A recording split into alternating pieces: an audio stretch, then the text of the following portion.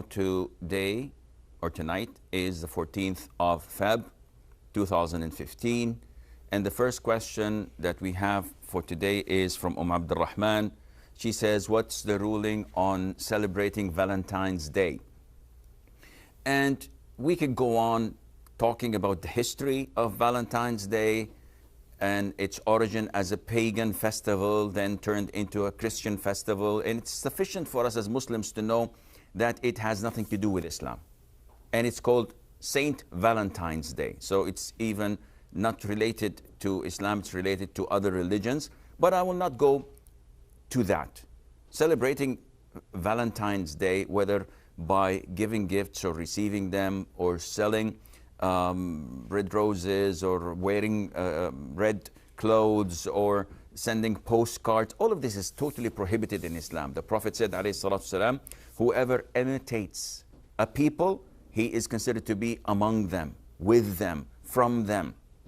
And this is very scary, because it shows that if you imitate these people, then there's a possibility that you will be with them on the Day of Judgment and part of them.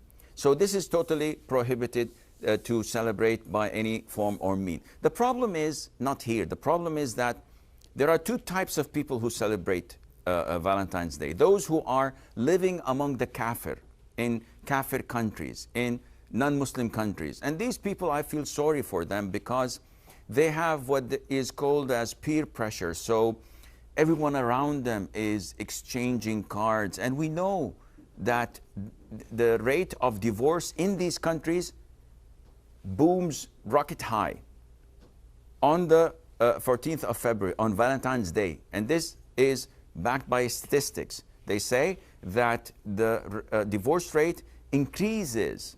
Why is that? Because so much infidelity, so much cheating over your spouse, because you feel under the peer pressure that this is the time to express my love to someone I'm not allowed to love.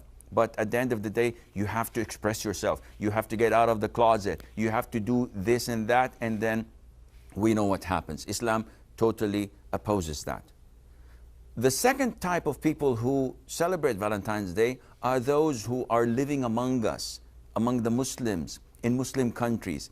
And I feel sorry for them as well, because some of them are ignorant. Simply, they give their wives, legitimate love that is, they give their wives or their spouses a gift on that day, commemorating that they have love among themselves, and this is totally prohibited.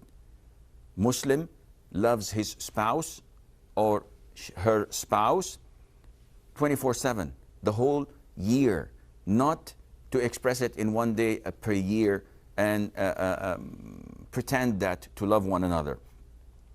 The other type of people who celebrate this are those who are indulged in haram relationships. So boyfriend, girlfriend, colleague at school, and no matter how many times scholars tell them that this is haram, this is against Islam, blah, blah, blah, they would not listen, because they have this rebellious feeling. They inside do not love Islam. They want to rebel. They feel this resentment.